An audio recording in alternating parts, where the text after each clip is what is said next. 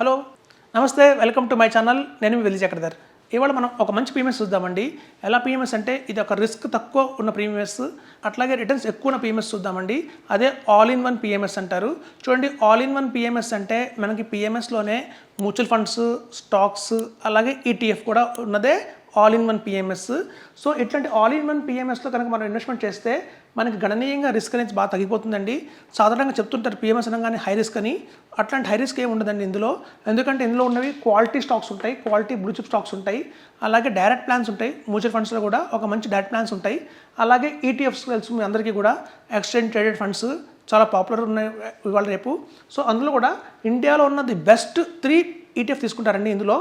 So అలా మనం ఏం చేస్తామంటే ఇక్కడ ఒక 20 క్వాలిటీ స్టాక్స్లో 25 lakhs, అలాగే ఒక 5 డైరెక్ట్ ప్లాన్స్లో పెడతామండి. 5 మ్యూచువల్ ఫండ్స్లో పెడతాము. ఆ మ్యూచువల్ ఫండ్స్లో కూడా ఆ 5 ప్లాన్స్లో కూడా మనకు వచ్చేసి ఒక మిడ్ క్యాప్, ఒక స్మాల్ క్యాప్, ఒక ఫ్లెక్సీ క్యాప్, ఒక కాంట్రా ఫండ్, అట్లా కలగలిపిన ఒక మంచి పోర్ట్ఫోలియో అండి. అలా బెస్ట్ ఆఫ్ ద బెస్ట్ తీసుకుంటాం 5. అలాగే ఈటీఎఫ్స్లో కూడా వచ్చి మనం 3 ఈటీఎఫ్స్ తీసుకుంటామండి. మోస్ట్లీ నిప్పాన్ ఈటీఎఫ్ బాగుంది అంటే నిప్పాన్ తీసుకుంటాము. అట్లా మనం కనుక ఇవాళ మార్కెట్లో ఉన్న మంచి ఈటీఎఫ్స్, ది బెస్ట్ ఈటీఎఫ్స్, అలాగే బెస్ట్ 5 మ్యూచువల్ ఫండ్స్, అలాగే 20 క్వాలిటీ స్టాక్స్, ఇట్లా మనం కనుక పోర్ట్ఫోలియో డిజైన్ చేస్తే అదే ఆల్ ఇన్ వన్ పిఎంఎస్ అవుతుందండి.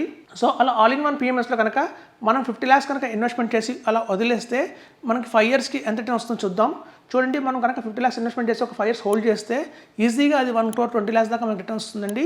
అలాగే కనుక 10 years వెయిట్ చేస్తే 2 crores 60 lakhs దాకా వస్తుంది. అలాగే మనకి 15 years కనుక వెయిట్ చేస్తే 6 crores వస్తుంది. గణనీయంగా కనుక 20 years కనుక ఇన్వెస్ట్మెంట్ చేసి వదిలేస్తే ఎవరైనా సరే ఇట్లాంటి పోర్ట్ఫోలియోలో చూడండి, మార్కెట్ చాలా అప్ అండ్ డౌన్స్ అవుతున్నాయి, చాలామంది ప్యానిక్ అవుతున్నారు. అలాగే చాలామందికి కూడా పెట్టిన అమౌంట్ కూడా చాలా %% పడిపోయింది. వాళ్ళు కనుక ఒక డిఫెన్స్లో కావచ్చు, పిఎస్యూస్లో కావచ్చు, అలా కనుక సెక్టర్లో పెట్టినా, థీమాటిక్ ఫండ్స్లో పెట్టినా కూడా చాలా అయితే 40% దాకా డిప్ వచ్చింది. అలాగే కనుక మిడ్ క్యాప్, స్మాల్ క్యాప్ చూసుకున్నా కూడా ఒక 20% దాకా డిప్ వచ్చింది.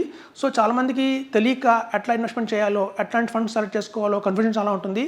వాళ్ళు కనుక ఇట్లాంటి పిఎంఎస్ మీద డిపెండ్ అయితే కనుక అందులో మనం చూడండి, best of the best mutual funds వచ్చాయి, డైరెక్ట్ ప్లాన్స్, అలాగే స్టాక్స్ వచ్చాయి, ఈటీఎఫ్ వచ్చింది. ఒక 20 అడ్వైజర్స్, ఎక్స్పర్ట్స్ ఉంటారు. ఆ 20 members ఒక బోర్డు ఉంటుంది. ఆ బోర్డు కనుక తీసుకున్న నిర్ణయం పట్టే వస్తాయండి. ఇందులో ఒక స్టాక్స్ కావచ్చు, మ్యూచువల్ ఫండ్స్ కావచ్చు, ఈటీఎఫ్ కావచ్చు. సో ఒక ఫండ్ మేనేజర్ వాళ్ళు త్వరగా ఉంటారు. ఒక గ్రూప్ ఆఫ్ అడ్వైజర్స్ తీసుకున్న డెసిషన్ కాబట్టి అందులో ఉండే ప్రతి ఒక్క ఫండ్ కూడా ఒక వాల్యూ ఫండే ఉంటుంది, ఒక మంచి ఫండే ఉంటుంది. సో తద్వారా మనకి ఏంటంటే మార్కెట్ పడ్డా కూడా ఇవి అంతగా పడపోవు. ఒకవేళ పడ్డా మళ్ళీ వెంటనే రికవర్ అయిన టైంలో కనుక చూస్తే ఇవి ఫాస్ట్గా రికవర్ అవుతాయండి. సో మనకు తెలియకుండా చాలామంది కొంటారు స్టాక్స్, పెన్నీ స్టాక్స్ కొంటారు, ఐఆర్టీసీ కొంటారు, కొంతమంది కోల్ ఇండియా కొంటారు, కొంతమంది ఎస్ బ్యాంక్ లాంటివి కొంటుంటారు. సో ఇట్లాంటి మనకు తెలియకుండా చాలా వేగంగా కొంటే ఏమవుతుందంటే టైం గడిచిపోతుందండి, కానీ మన రిటర్న్స్ రావు. ఒక 10 years తర్వాత చూసుకుంటే వెనక్కి తిరిగి మనం ఇవాళ మనకి ఏం వెల్త్ క్రియేట్ అయింది అంటే స్టాక్ మార్కెట్లో చాలా నామమాత్రమేగా ఉంటుందండి. ఎందుకంటే చాలా లాస్ అయిన వాళ్ళు ఎక్కువ మంది ఉంటారు. సో మనం కనుక ఒక మంచి పోర్ట్ఫోలియో మేనేజర్స్ కనుక ఇస్తే కనుక ఆ రెస్పాన్సిబిలిటీని వాళ్ళు బాగా హ్యాండిల్ చేస్తారు. మనకి తద్వారా మనకి ఇక్కడ స్టాక్స్లో కావచ్చు, మ్యూచువల్ ఫండ్స్లో కావచ్చు, ఈటీఎఫ్లో కావచ్చు, మనం ఎప్పుడైతే ఇలా ఇన్వెస్ట్మెంట్ చేసి ఒక 5 years వెయిట్ చేస్తామో మనకి ఒక క్లారిటీ వస్తుందండి. మనకి ఈ 20 stocks ఉన్న పోర్ట్ఫోలియో 25 lakhs పెట్టింది, అది ఎక్కువ రిటర్న్ జనరేట్ చేసిందా, లేదా ఈటీఎఫ్స్లో మనం ఇన్వెస్ట్ చేస్తే అది ఎక్కువ జనరేట్ చేసిందా రిటర్న్, అలాగే మ్యూచువల్ ఫండ్స్లో డైరెక్ట్ ప్లాన్స్లో పెట్టిన ఈ 15 lakhs రిటర్న్ ఎక్కువ జనరేట్ చేసిందా అనేది మనకి ఒక ఐడియా వస్తుంది. తద్వారా కావాలి అంటే 10th year టైంకి మనం వీటిని మార్చుకోవచ్చండి. ఉన్న అమౌంట్ని తీసుకెళ్ళి ఎక్కువ ఈటీఎఫ్ పర్ఫార్మెన్స్ లేదు, మ్యూచువల్ ఫండ్స్ బాగా ఉన్నాయి అంటే కూడా ఆ రోజుకి దాని వాల్యూ ఎంత ఉందో అంత వాల్యూని దీనికి స్విచ్ చేసుకోవచ్చండి.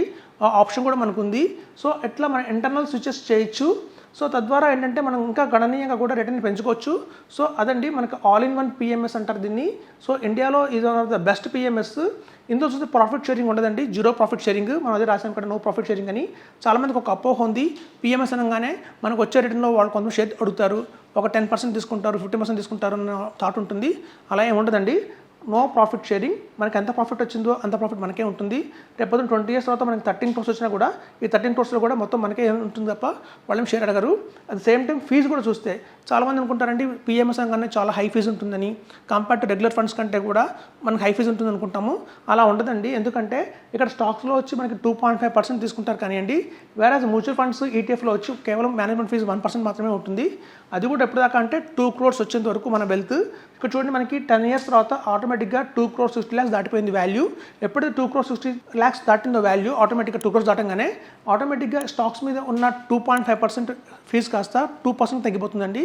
అలాగే 1% ఉన్న మ్యూచువల్ ఫండ్స్ ఈటీఎఫ్లో కాస్త ఎక్స్పెన్స్ రేషియో అనేది 50% తగ్గిపోతుంది.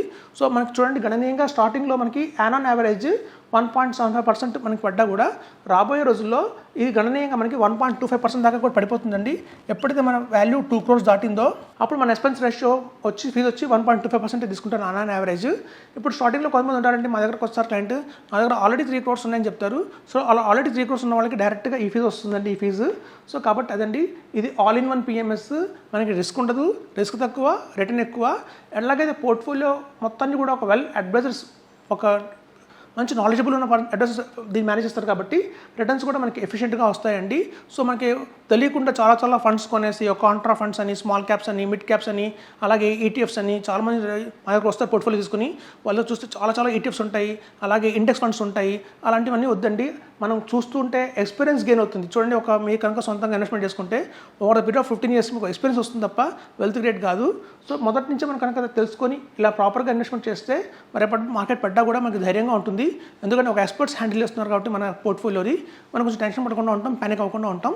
అదండి, ఇందులో మనకు కావాలంటే ఎవ్రీ మంత్ 50,000 రూపీస్ దాకా కూడా మనం ఎస్ఐపి రూపంలో యాడ్ చేసుకుంటూ ఉండొచ్చు దీనికి, ఇదే పోర్ట్ఫోలియోకి. సో మనం ఒకసారి 50 lakhs ఇన్వెస్ట్ చేసిన తర్వాత కూడా టాప్అప్ ఎంత అంటే, టాప్అప్ అంటే మన దగ్గర డబ్బులు ఉండొచ్చు, ఉన్నప్పుడల్లా మనం 50,000 మినిమంతో టాప్అప్ చేయొచ్చు. ఒకవేళ మోర్ ఓవర్ అమౌంట్ ఉంటే కూడా 1 lakh 2 lakhs కూడా మనం యాడ్ చేయొచ్చు. అలా యాడ్ చేస్తే ఈ గణనీయంగా రిటర్న్స్ అనేది ఇంకా బాగా పెరుగుతాయని చెప్తున్నాను. అదండి ఈ ఆల్ ఇన్ వన్ పిఎంఎస్ గురించి. సో ఇందులో ఇన్వెస్ట్మెంట్ చేయండి, దాని గురించి తెలుసుకోండి. కుక్కడపల్లిలో మన ఆఫీస్ ఉంది, మన ఆఫీస్కి వస్తే ఇంకా క్లియర్గా ఎక్స్ప్లెయిన్ చేస్తాం మీకు నేను.